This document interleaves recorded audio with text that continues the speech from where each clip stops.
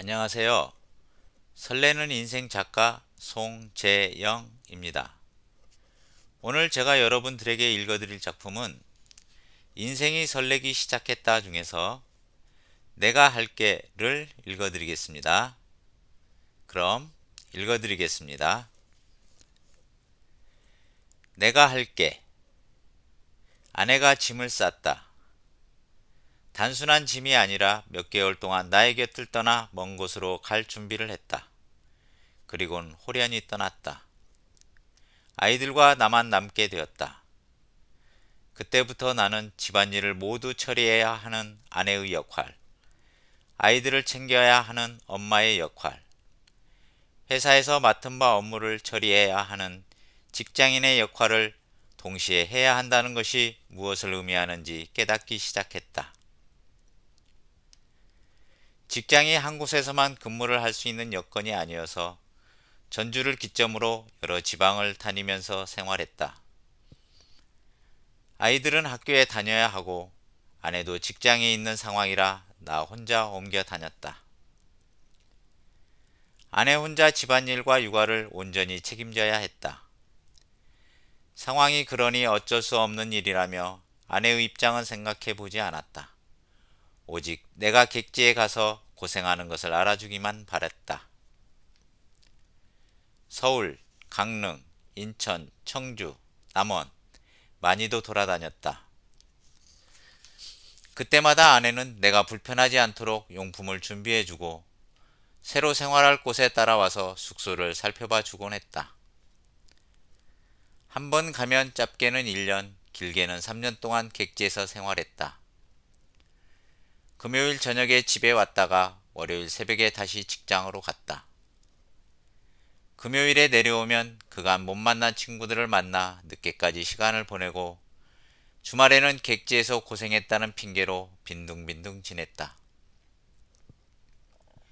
월요일엔 새벽 일찍 아내가 차려준 아침을 먹고 주말에 빨래해서 챙겨둔 옷가지를 들고 직장으로 향했다.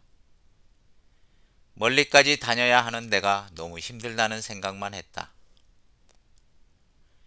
아이들이 어릴 때 고열로 종합병원 응급실에서 꼬박 나를 세우던 때에도 출근을 해야 한다면서 혼자 인천으로 가버려 너무 야속했다느니 매일 두 아이를 어린이집에 맡기고 떨어지지 않으려는 아이들의 울음소리를 들으며 돌아서서 울었다느니 눈 오는 날에 하나는 걸리고 하나는 없고 얼어붙은 육교를 30분 넘게 걸려 건넜다느니 하는 말들을 들을 때에도 그러려니 했다. 머리로는 아내의 상황이 힘들었을 거라 생각하면서도 마음으로는 진정으로 이해가 되지는 않았다. 떠나기 며칠 전부터 아내는 혼자 남아있을 내가 걱정이 되어 이것저것 준비를 하기 시작했다.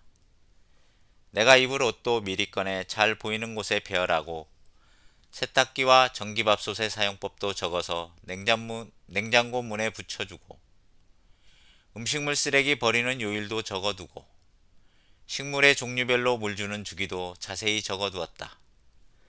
잘할 수 있으니 걱정 말라고 큰 소리를 쳤다.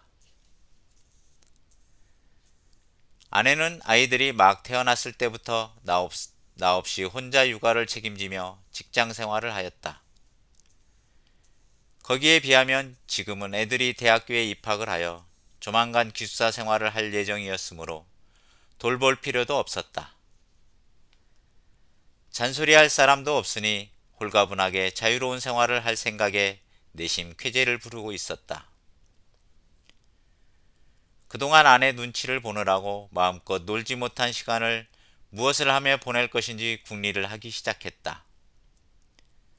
틈틈이 앞으로 만날 친구들도 순서를 정해두고 하고 싶었던 것들도 적어두었다. 드디어 아내가 집을 떠났다. 이번엔 내가 아내를 배웅했다. 항상 배웅을 받다가 배웅을 하고 집으로 돌아오는 발길이 허전했다. 집에 들어서니 아내가 없다는 사실이 바로 실감나기 시작했다. 아이들에게 저녁을 차려주고 설거지를 하고 다음날 출근 준비를 위해 옷도 다리고 집안도 대충 정리를 해야 했다. 시간이 많을 거라는 기대와는 달리 매일 할 일이 왜 그리 많은지 정신없이 시간이 흘렀다. 매끼 식사 준비에 설거지, 쏟아지는 빨래, 강아지 밥도 줘야 하고 음식물 쓰레기도 요일에 맞게 내놓아야 하고 화분에 물도 잊지 않고 줘야 했다. 한 달쯤이 지나 방학이 끝나자 아이들이 기숙사로 갔다. 이제 진정한 자유를 누리리라 마음먹었다.